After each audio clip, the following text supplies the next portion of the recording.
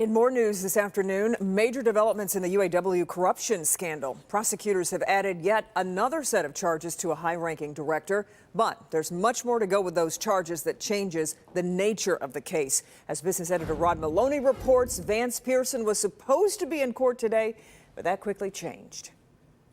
The feds, with their steady drip, drip, drip of bad news for the United Auto Workers, come out with this. It is new charges against former Region 5 UAW director Vance Pearson, who had only been charged to date, but this information indicates he's looking to plead guilty to embezzlement, among other charges.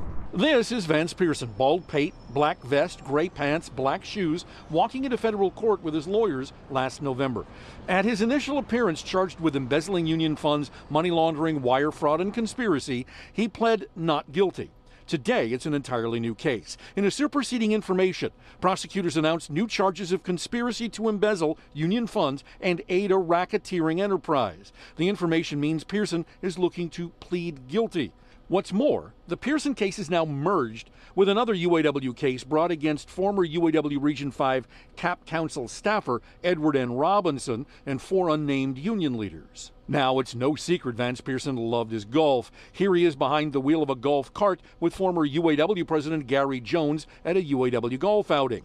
The information says Pearson padded expense reports at wintertime UAW California golf outings, where union leadership lived in high-end golf resort villas, hiding rounds of golf and particularly pricey cigars, citing his buying 16 boxes of Diamond Crown Churchills at $243 a throw and 10 boxes of Ashton Monarch Tubos at $275 a pop, in all spending $13,000 of union money on high-end handcrafted stogies.